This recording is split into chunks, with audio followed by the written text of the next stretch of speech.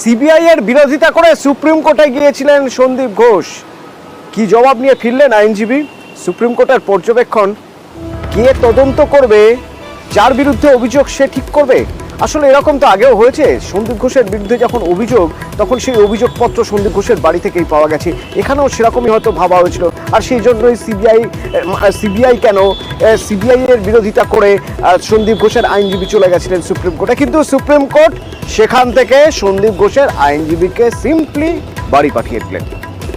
মৈত্রী নয়াদিল্লি থেকে আমার সঙ্গে রয়েছেন। মৈত্রী, সুপ্রিম কোর্টের কি পর্যবেক্ষণ এই কেসে? দেখো, সুপ্রিম কোর্টের বক্তব্য খুব স্পষ্ট এক্ষেত্রে দাঁড়িয়ে। তাদের বক্তব্য যে সিবিআই যখন তদন্ত করছে, সিবিআই এর তদন্তের নিরপেক্ষতা সেটা দেখা, সেটা সুপ্রিম কোর্টের দায়িত্ব, এবং সেক্ষেত্রে দাঁড়িয়ে সেই নিরপেক্ষতা যাতে বজায় থাকে সেটা তারা দেখবেন। এবং একই সঙ্গে তাদের তরফ থেকে একটি স্টেটাস রিপোর্টও চাওয়া হয়েছে, যেরকম ভাবে যে ধর্ষণ ও খুনের ঘটনার যে স্টেটাস রিপোর্ট, তার সঙ্গে সঙ্গে দুর্নীতির যে তদন্ত সিবিআই করছে তারও কিন্তু স্টেটাস রিপোর্ট সিবিআই চেয়েছে।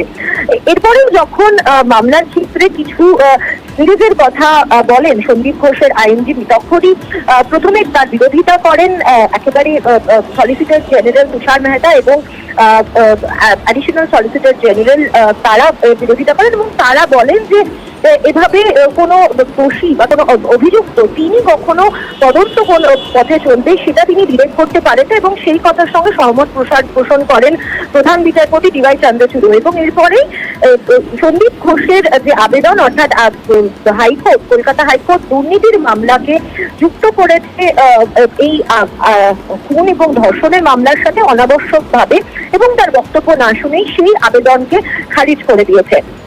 অতদূর। ধন্যবাদ।